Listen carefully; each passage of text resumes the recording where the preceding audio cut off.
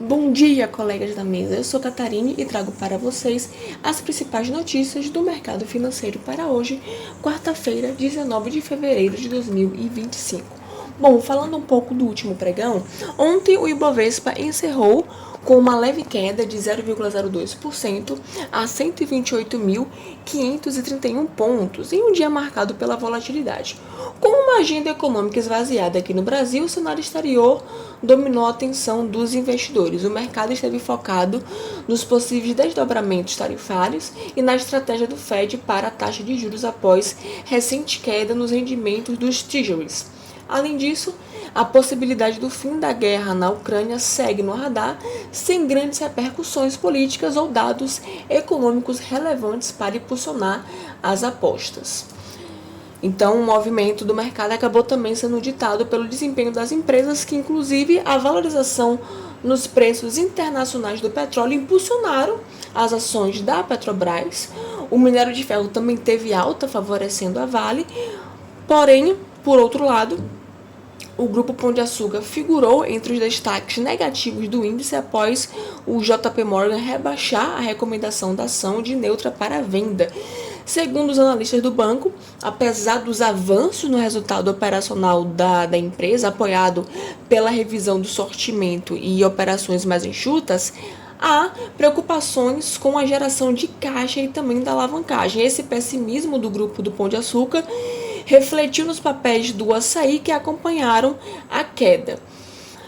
Nos juros futuros, o dia foi de estabilidade, com poucos indicadores econômicos no radar. A queda do dólar ante a real compensou o avanço das taxas dos Treasuries, mantendo o equilíbrio. Falando em dólar, o dólar encerrou a sessão em baixa de 0,42%, cotado a R$ 5,68, o que é a sua menor cotação de fechamento desde 7 de novembro de 2024, que ficou em R$ 5,67.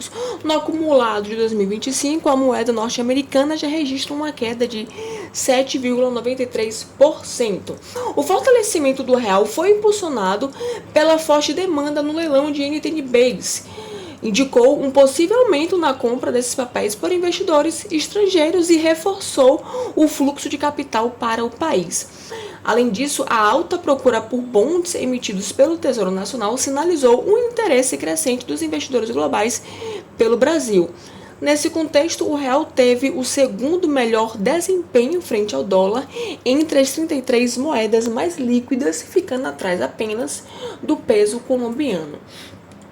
Falando agora efetivamente da agenda do dia, no Brasil, o fluxo cambial semanal será divulgado às 2h30, oferecendo detalhes sobre a entrada e saída de divisas no país.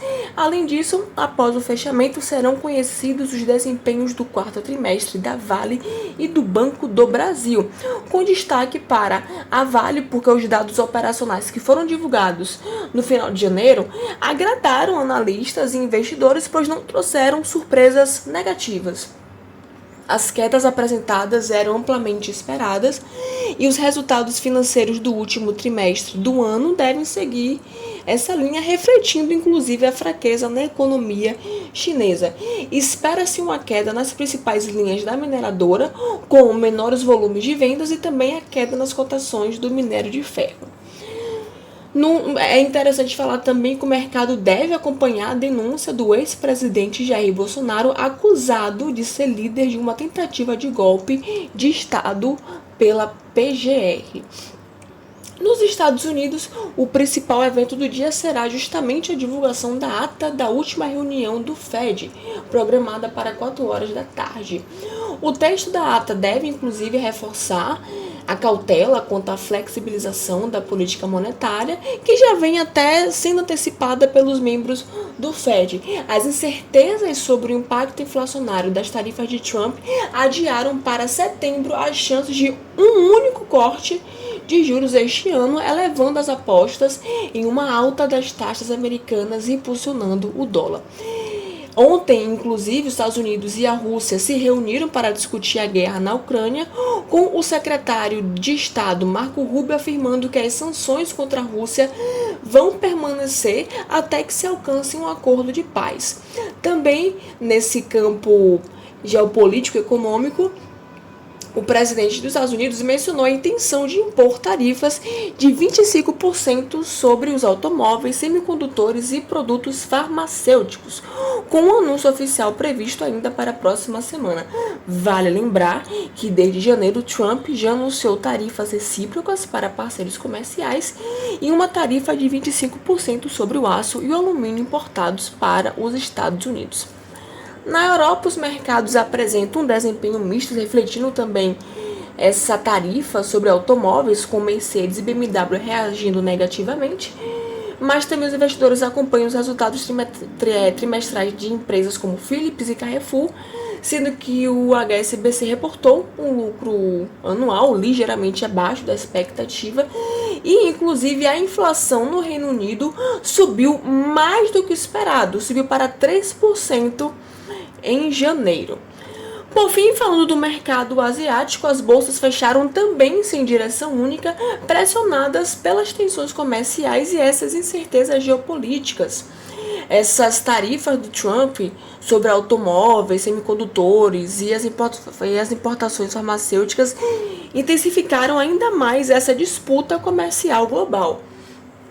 Na China, os mercados fecharam no positivo, impulsionado pelas ações de tecnologia após a reunião do presidente Xi Jinping com líderes das grandes empresas do setor.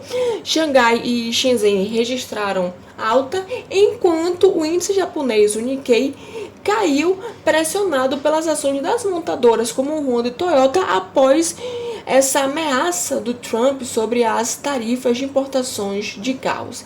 Mais tarde, por volta das 10 horas da noite, o Banco Popular da China vai definir as taxas de juros.